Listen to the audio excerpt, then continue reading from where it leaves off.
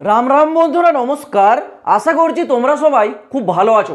বন্ধুরা, India post office GDS new recruitment 2024-এ যারা ফর্মটা আবেদন করেছো এবং যাদের এখনো পর্যন্ত জিডিএস এর মেরিট লিস্টে নাম আসেনি, তোমাদের জন্য এই ভিডিওটা কিন্তু খুবই গুরুত্বপূর্ণ ভিডিও।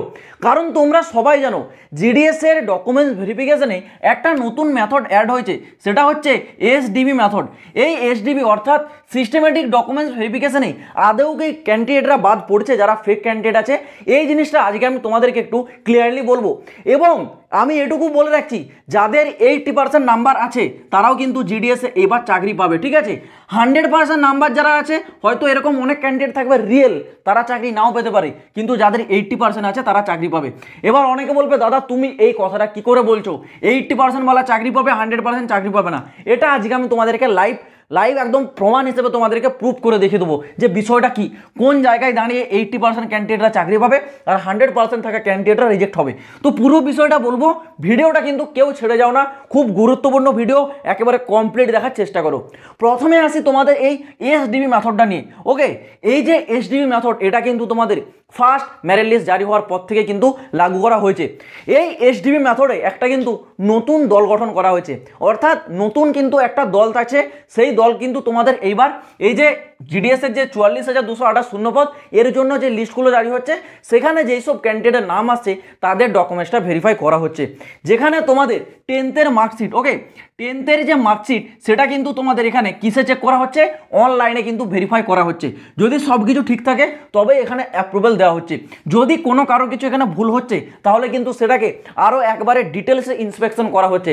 মানে সেটাকে নিয়ে তার যে রেজিস্ট্রেশন নাম্বার আছে সেই মার্কশিটের নিচে, সেই রেজিস্ট্রেশন নাম্বারটা অফিসিয়াল ওয়েবসাইটে ফেলে দেখা হচ্ছে যে এটা সত্যি এই বোর্ড থেকে পাস করা ক্যান্ডিডেট কিনা, সমস্ত কিছু একেবারে ভেরিফাই করা হচ্ছে। এটার অর্থ হলো সিস্টেমেটিক ডকুমেন্টস ভেরিফিকেশন। তোমাদের যা যা ডিটেলস সেগুলো একেবারে মানে নিখুঁত আছে কিনা সেটাই কিন্তু চেক করছে এই এসডিবি মেথডের থ্রু, ঠিক আছে। তো এখানে 100% প্রচুর ক্যান্ডিডেট বাদ যাচ্ছে। তার থেকেও বড় বিষয়, যারা ফেক ক্যান্ডিডেট রয়েছে তারা ভয়ে ডকুমেন্টস ভেরিফিকেশনে যাচ্ছে না। কারণ তারা যদি ডকুমেন্টস ভেরিফিকেশনে গিয়ে ফেক হিসেবে যদি ধরা পড়ে, তাদের উপর লিগেল অ্যাকশন নেওয়া হবে। চাকরি তো তারা পাবেই না, উপরন্তু তাদেরকে কিন্তু জেল খাটতে হবে। এইরকম বিষয় হয়ে দাঁড়িয়েছে এই এসডিবি মেথডটা জারি হওয়ার পর। তো এসডিবি মেথডটা কিন্তু তোমাদের কার্যকরী করছে, ওকে। কিন্তু আমি যেটুকু মনে করি, এই সব রাখার কোনো দরকারই ছিল না। যদি 10th মার্কশিটটা তোমাদের অনলাইনে আপলোড করার অপশন থাকতো, তাহলে না এইসবের ঝামেলা থাকতো, না 6 থেকে 7টা মেরিট লিস্ট আসার জন্য সবাইকে অপেক্ষা করতে হতো। 1 থেকে 2টো মেরিট লিস্ট জারি হতো এবং সবাই সিলেক্টেড হয়ে যেত, যদি এই যে 10th মার্কশিট এটা যদি তোমাদের অনলাইনে আবেদনের সময় যদি আপলোডের অপশনটা দিত। তো যাই হোক, এই বিষয়টা তোমাদের আগামী বছর থেকে হয়তো লাগু হয়ে যাবে। আগামী বছর থেকে জিডিএস এর তোমাদের যে নতুন রিক্রুটমেন্টটা জারি করবে, অর্থাৎ 2025-এর জানুয়ারি মাসে, তখন হয়তো তোমাদের এই 10th যে মার্কশিট এটা কিন্তু আপলোড করার অপশনটা দিতে পারে। সেই রকমই কিন্তু পোস্ট অথরিটির সাথে একটা কিন্তু মিটিংয়ে এই ধরনের কথা উঠেছিল। তো যাই হোক, এখানে তোমাদের এসডিবি মেথডটা কিন্তু কার্যকর হচ্ছে। অনেক ক্যান্ডিডেট যাচ্ছে না, প্রচুর ক্যান্ডিডেট বাদ গেছে। যদি তোমরা জিডিএস এর প্রথম মেরিট লিস্টটা দেখো, ঠিক আছে, ফার্স্ট লিস্টে কিন্তু 43,000 প্লাস, ঠিক আছে, 43,000 প্লাস ক্যান্ডিডেটের কিন্তু নাম জারি হয়েছিল। সেখান থেকে মাত্র 50% ক্যান্ডিডেট চাকরি পেয়েছে, মানে তাদের 50% ক্যান্ডিডেটের ডকুমেন্টসটা ভেরিফাই হয়েছে। সেকেন্ড মেরিট লিস্টে দেখো, আবার কিন্তু তোমাদের কতজন ক্যান্ডিডেটের নাম আসছে না, 22,400-র মতো, ওকে, 22,400-র মতো ক্যান্ডিডেট কিন্তু আবার নাম আসছে সেকেন্ড লিস্টে। মানে বুঝতে পারছো এই মেথডটা কিভাবে কার্যকর হচ্ছে আর ফেক ক্যান্ডিডেটকে কিভাবে গড়া থেকে ছাঁটাই করছে। তো যাই হোক, এই যে মেথড কিন্তু এর একেবারে সঠিক কাজ করছে। এইবার আমি যে তোমাদেরকে প্রথমে বিষয়টা বললাম যে 80% ওয়ালা ক্যান্ডিডেটরা জিডিএস এ চাকরি পাওয়ার কিন্তু দম রাখে, যেখানে 100% ক্যান্ডিডেটরা নাও পেতে পারে। এটা হচ্ছে কোন বিষয়, কোন ফ্যাক্টর উপর আমি কথাটা বলেছি, আগে একটু ক্লিয়ার করে বোঝাচ্ছি। দেখো, প্রথমত তোমাদেরকে জিডিএস এর যে সিলেকশন প্রসেস সেটা সম্বন্ধে আগে একটু ধারণা থাকতে হবে। তোমরা হয়তো ভাবছো জিডিএস এ শুধু পার্সেন্টেজটাই ম্যাটার করে, যার বেশি পার্সেন্টেজ আছে সেই চাকরি পাবে, যার কম পার্সেন্টেজ আছে সে চাকরি পাবে না। এটা কিন্তু সম্পূর্ণ তোমাদের সঠিক তথ্য নয়। কিছু কিছু এমন বিষয় আছে যেখানে তোমাদের এই পার্সেন্টেজটা কিন্তু ম্যাটার করে না। তো সেটা আমি তোমাদেরকে একটু বুঝিয়ে দিচ্ছি। দেখো, আগে তোমরা সিলেকশন প্রসেসের ব্যাপারটা একটু ভালো করে দেখো। ধরো এটা হচ্ছে একটা পোস্ট অফিস, ঠিক আছে। এই পোস্ট অফিসে শূন্যপদ কটা আছে না, এখানে শূন্যপদ আছে কটা, 2টো, ঠিক আছে। 2টো নয়, একটাই বলি, ঠিক আছে। এখানে তোমাদের শূন্যপদ আছে একটা পোস্ট অফিসে, একটা শূন্যপদ। এখানে আবেদন করেছে 4 জন। একজন আবেদন করেছে 95%, ওকে, আরেকজন আবেদন করেছে 96%, আরেকজন আবেদন করেছে এখানে কি 70%, আরেকজন আবেদন করেছে 80%, ঠিক আছে। এবার এখানে দেখবে যে কে মানে কোন পার্সেন্টেজটা বেশি আছে। ধরো এই যে 90% ক্যান্ডিডেটটা আবেদন করেছে এ হচ্ছে ইউআর ক্যাটাগরির, আর 96% যে আছে সে হচ্ছে ওবিসি ক্যাটাগরি, ঠিক আছে। 70% যে আছে সে হচ্ছে এসসি ক্যাটাগরির, আর 80% যে আছে সে হচ্ছে এখানে কি না সে এসটি ক্যাটাগরির। কিন্তু এখানে যে শূন্যপদটা আছে সেটা কোন ক্যাটাগরির জন্য আছে জানো? এটা হচ্ছে তোমাদের এসসি ক্যাটাগরির সিট, ঠিক আছে, এসসি ক্যাটাগরির সিট। এবার তোমরা দেখো ইউআর এর ক্ষেত্রে 95 আছে, তাহলে এ তো চান্স পাওয়ার কথা, কিন্তু এ পাবে না। সিটটা দেখো আগে কার আছে, সিটটা আছে এসসি ক্যাটাগরি ক্যান্ডিডেট। এখানে দেখো এসসির পার্সেন্টেজ কত 70, এ কিন্তু সিলেকশন পেয়ে যাবে, যেহেতু এখানে সিটটা এসসির ক্ষেত্রে রয়েছে। এসসি 70% সিট পেয়ে যাবে, কিন্তু ইউআর দেখো ওবিসি দেখো 95 96 তারা চান্স পাবে না। যার সিট তার যা পার্সেন্টেজ থাকবে সেটাই পেয়ে যাবে।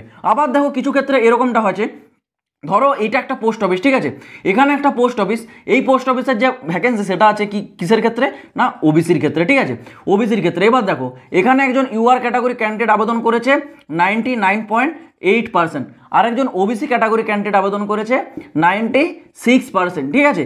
আরেকজন এখানে কে আবেদন করেছে না এসসি, এসসি আবেদন করেছে 99%, আর একজন এসটি আবেদন করেছে 98%। এখানে কার সিট আছে না ওবিসি ক্যাটাগরি সিট আছে। তাহলে এখানে কে কি পেয়েছে সেটা কোনো ম্যাটার করে না ভাই, এখানে দেখবে ওবিসি কি পেয়েছে। দেখো ওবিসি 96 চান্স পেয়ে যাবে, দেখে না, দেখো ইউআর 99.8 চান্স পেলো না, ওবিসি 96 পেয়ে গেল, এসসি 99 চান্স পেলো না, এসটি 98 চান্স পেলো না। সবাই কিন্তু ওবিসির থেকে বেশি নাম্বারে আছে, কিন্তু সিটটা যেহেতু ওবিসি আছে ওবিসি পেয়ে যাবে। আবার কিছু কিছু পোস্ট অফিসের ক্ষেত্রে এই ঘটনাটাও কিন্তু দেখা যায়। দেখো এখানে একটি সিট আছে, ধরো একটি সিট আছে, সেটা কোন ক্যাটাগরির ক্ষেত্রে আছে, সেটা আছে তোমাদের এসসি ক্যাটাগরি, ঠিক আছে, এসসি ক্যাটাগরি সিট। এবার দুজন ক্যান্ডিডেট আবেদন করেছে, একজনের আছে 96, এও হচ্ছে এসসি ক্যাটাগরির, আরেকজনও এসসি ক্যাটাগরি, তারও 96। দেখো এটাই কিন্তু একটা বড় তোমাদের ডাউট, যে যেখানে দুজন ক্যান্ডিডেট আবেদন করেছে এবং দুজনের ক্যাটাগরিও একই, কিন্তু এখানে পার্সেন্টেজটাও একই, তাহলে এই সিচুয়েশনে কাকে সিলেক্ট করবে? প্রথম যে জিনিসটা আগে ম্যাটার করে সেটা হচ্ছে তোমাদের দেখবে এখানে ক্যাটাগরিটা কি, তুমি মেল ক্যাটাগরি না তুমি ফিমেল ক্যাটাগরি। যদি এখানে কেউ ফিমেল ক্যাটাগরি থেকে থাকে সে কিন্তু আগে চান্স পেয়ে যাবে, মানে মেয়েদের জন্য সুযোগ বেশি। যাই হোক আমরা ছেলে, আমাদের সাথে এরকমটা সবসময় হয়, ছেলেদের কিন্তু এখানে সুযোগ কম দেবে। তখন যেখানে মেয়েকে আগে পেয়ে যাবে তাদেরকে কিন্তু আগে সিলেকশন দিয়ে দেবে, এইরকম যদি সিচুয়েশন দাঁড়ায়। এবার ধরো দুজনই মেয়ে বা দুজনই ছেলে, আবার দুজনের পার্সেন্টেজও এক, তখন কি চেক করবে? তখন চেক করবে কার বয়স বেশি, যার ডেট অফ বার্থটা আগে হবে, মানে যে বয়সে একটু বড় হবে সে কিন্তু চান্স পেয়ে যাবে, যে বয়সে তার থেকে একটু কম হবে সে চান্স পাবে না, এরকমটা দেখে। তো এইরকম কয়েকটা জিনিসের উপর ভিত্তি করেই তোমাদের কিন্তু এই জিডিএস এর যে সিলেকশন প্রসেস সেটা কিন্তু কমপ্লিট করানো হয়। তো তোমরা বুঝতে পারছো কেন আমি তোমাদেরকে বললাম যে এখানে 100% ক্যান্ডিডেটরা চাকরি পাচ্ছে না, আর এখানে 80% চাকরি পেয়ে যাবে। মানে বিষয়টা এরকমই, যদি তোমার বেশি করে পোস্ট প্রিফারেন্স দেওয়া থাকে তাহলে কিন্তু এই চান্সটা বেশি, যেখানে 80%ও তোমরা কিন্তু সুযোগ পেয়ে যাবে। আর যদিও এর পরেও তোমাদের আরও লিস্ট আসবে, সেখানে কিন্তু পার্সেন্টেজ অনেক ডাউন হতে থাকবে, ঠিক আছে। সেই ক্ষেত্রে চান্স এখানে 70% ক্যান্ডিডেটদেরও আছে, চান্স কারণ নেই এমনটা কিন্তু বলা যাচ্ছে না, কারণ লিস্ট তোমাদের এখনও 3টা কিন্তু লিস্ট আসবে, থার্ড লিস্ট, ফোর্থ লিস্ট এবং ফিফথ লিস্ট, 5টা পর্যন্ত কিন্তু লিস্ট কনফার্ম আছে। 6 নম্বর 7 নম্বর সম্ভাবনা রয়ে যাবে, কিন্তু 5 নম্বর পর্যন্ত লিস্ট কিন্তু তোমাদের কনফার্ম আছে। সেই ক্ষেত্রে আশা কেউ ছাড়বে না, ওকে। যেহেতু তোমাদের এখানে হচ্ছে একটা মেরিট বেস্টের চাকরি, তো এখানে কিছুই নয়, জাস্ট যখন মেরিট লিস্ট আসবে শুধু নামটা চেক করবে, এটুকুই, আর কিছু কাজ নয়। যদি তোমার নাম আছে ডকুমেন্টস ভেরিফিকেশনে যাবে, না হলে আবার সামনের বছর 2025 সালে জানুয়ারি মাসে সুযোগ পাবে, তখন আবার ট্রাই করবে, ওকে। তো বুঝতে পারলে পুরো বিষয়টা, যে এখানে তোমাদের সিলেকশনটা কিন্তু এই সব বিষয়গুলোর উপর ভিত্তি করে হয়। এখানে কিন্তু সব ক্ষেত্রে পার্সেন্টেজটা ম্যাটার করে না।